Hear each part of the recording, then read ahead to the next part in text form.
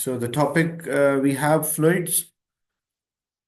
How we define fluid? The definition: fluids means the substance which can flow. So a substance which can flow, we refer that as a fluid. So both liquids and gases are refers to fluid. We can say gas is a fluid. We can also say liquid is also a fluid. Fluid refers to a substance which can flow. But when the flow of the fluid depends on the speed at which it is moving, as well as it also depends on the temperature at which it is moving. It also depends on the size of the particles of the fluid. So it depends on many factors. So type of the fluid flow, we have two types of fluid flow. One is called a laminar, another one is known as the turbulent. What is a laminar fluid flow? The term laminar fluid flow means that the fluid is flowing smoothly and every particle is following each other. The particles behind are following the particles ahead. So they are not crossing over each other. So this group of particle is there and this is another group of a particle. So they move in a certain direction. It's not like they all move with the group of the particles are moving with the same speed, but the two groups may have a different speed. Like this might move at a 3 meter per second, this might move at a 4 meter per second. But when we say it's a laminar flow, what does it mean? The group of the particles are following each other. They don't cross over their paths. But when the fluid flow becomes turbulent, what will happen in a turbulent flow? That let's say this is a group of particle or are moving at a speed of 3 meter per second. But even within the group, they changes the direction. So when within the group, the particle changes the direction, what we call this type of a flow, we call that as a turbulent flow. So a fluid flow can be a laminar or it can be a turbulent. How we show the fluid flow, we use the lines we called as a streamlines. So if we want to represent a laminar flow, then we draw the streamlines equally spaced. But if we want to show a turbulent flow, then these streamlines will cancel out their paths. This will be a turbulent flow. What is the effect of the laminar and the turbulent flow? Because when a flow of a fluid is a laminar, an object is moving through a fluid, it can easily flow because the friction is less. But if there's a turbulent flow, like example, if there's a swimmer at position A and there's a swimmer at position B, who can swim a distance of a 10 meter quickly? A or B? Both want to cover a distance of 10 meter. Which swimmer can swim 10 meters quickly, like in a short time? So what's the answer here? The correct answer is A. Why A is the right answer? Why not B? Because when there's a turbulent flow, there are more collisions, like particles of the fluid are colliding more and exert more pressure or the force on the object, where in a laminar flow, there will be collision, but less collision or less energy is wasted. So the design of the car, aerodynamics, this is the aerodynamic of the car is actually to reduce the turbulent flow over the body. That's why if you see a Formula One car, it is designed as low as possible and the shape is more aerodynamic as compared to a commercial car. Like in a racing car is more aerodynamic as compared to a car which we are using for us. So main reason is that because the Formula One cars or the sports cars are moving at a high speed. So when it's move at a high speed, it need flow of the air or the fluid around that surface to be laminar. That's why the design is so that it makes the flow most of the body as laminar. So the difference between a laminar and a turbulent flow. So laminar flow velocity may be different at different places. That is what I mentioned. Like maybe this group of a particle is moving at 3 meter per second. This group of a particle may move at 2 meter per second. This move 3 meter per second, may move 4 meter per second. The group of the particle will have different speed, but the whole group will follow each other. Like they will follow the particle which is ahead. So velocity may be different at different places, but at a given place, the velocity is constant. Even what does it mean? Let's say the group of particle is moving at 2 meter per second. And when they move here, they might have a velocity of 1 meter per second. But at a particular place, the velocity is constant at a short interval. And they have a smooth or a no sudden change in speeds are there. Speed will gradually can change, but not a sudden. Like it's not like 4 meter per second suddenly become 1.2 meter per second. Not like this. And it happen usually when the object which is moving through a fluid or the fluid which is flowing at a low speed. So whenever a fluid flow at a low speed, the flow is a laminar flow.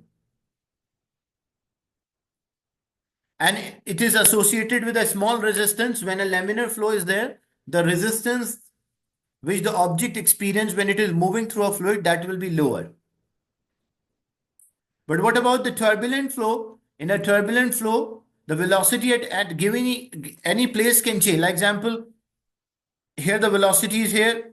The velocity suddenly in the small place it changes as the direction changes. And there's a sudden change in speed as well. Let's say this was 4 meter per second. This suddenly changes to 1.2 meter per second. And this sudden change in speed and direction, what we call that eddies. And it usually occurs when the fluid is moving at a high speed. So if a fluid is moving at a high speed, likely to flow will be turbulent. And a turbulent flow result in a greater resistance of the fluid. So if you want to move in a fluid and one is laminar and another one is turbulent, so in a laminar flow, less energy is wasted, more energy used to move. But in a turbulent flow, more energy will be wasted and less energy is used to move the object. Then we have a viscous drag or a drag force. The viscous drag or the drag force is actually a force which opposes the motion of an object through a fluid.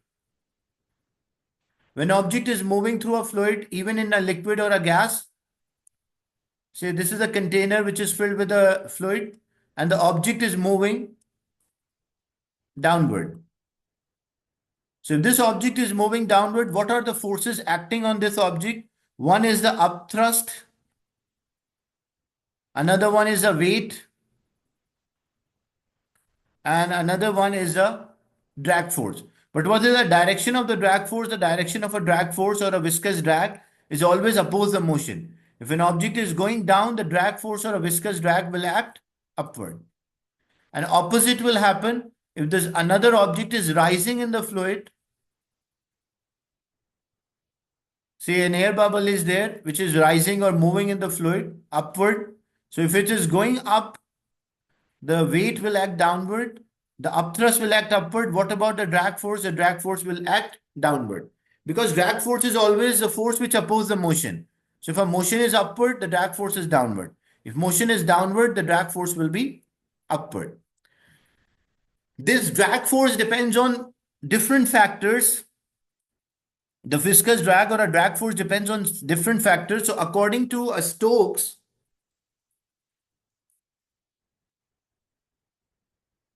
the drag force which is acting on the spherical object, like two conditions, he derive a formula for the drag force, but it is a conditional formula. Number one, the object should be spherical. That is one thing. It's only valid for spherical object. Number two, when the object is moving through a fluid, the flow of a fluid is a laminar. If it's a turbulent flow, then this formula does not hold. So what, according to Stokes, what is the drag force given by?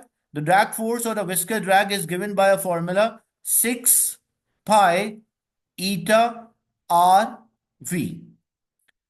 So what are these eta r v? So what is eta? Eta is actually known as a viscosity. Viscosity is actually a property of a fluid to resist the flow. When the fluid does not flow easily, it takes time to flow. We call that property as a viscosity, or you can understand as a thickness of a fluid. Like if I say you have a honey in one container and water in another, so when you try to transfer or pour honey into another jar and same thing water into another container, you will find that the honey take more time to flow as compared to water. So we'll say honey is more viscous. So if the fluid will take more time to flow, means it will have a higher viscosity. So honey is more viscous or more thicker as compared to that of water. So according to Stokes, the viscous drag or the drag force depends on the viscosity of a medium. It also depends on the size of a sphere, the radius of a sphere or the size of sphere, but it is again conditional that according to Stokes derivation that the size of a sphere should not be very large. It should be half than the size of a container. Like let's say a container is having a width of 10 meters or 10 centimeter. So the sphere should have a width, the radius or a diameter actually of a sphere should be less than half of it. If a sphere is having a greater radii, like or very closer radii, then this formula does not hold. Why this formula does not hold? Because then there will be a friction between the surface and the sphere as well, like surface of a container and the sphere. That's why this formula is only valid for sphere, and the size of a sphere should be less than half of the size of the container, like the width of the container. And what is v? V is the velocity or the speed at which the object is moving. So for a very high velocity, the viscous drag will be very high, and for a low velocity, the drag force will be lower. So whenever object is moving through a fluid, according to a Stokes law, that the force which opposes the motion or the drag force is given by a formula 6 pi eta r v. Is it clear? This formula?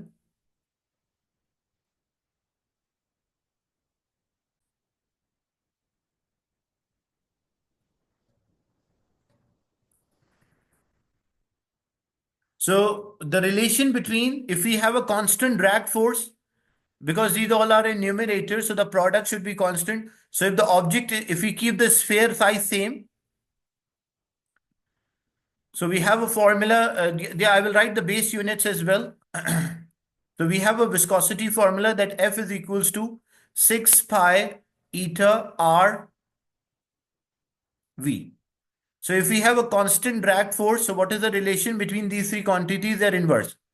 So if we keep radius also same, we are not changing. So if more viscous medium is there, then the velocity at which the object will move, it will be lower velocity. So you have two containers, one is filled with water, another one is filled with honey. And you drop the identical object, if you drop the identical object in the two jars, and you consider practically drag force will be, if for a constant drag force, for a same drag force, if you consider the drag force is same for both of them, then the viscous medium, because honey is more viscous, higher viscosity as compared to water is having lower viscosity. So as a result, if a higher viscosity, the object will move at a slower speed. Lower viscosity, the object will move at a higher speed. Like the object will fall quickly in water as compared to that in a jar of a honey.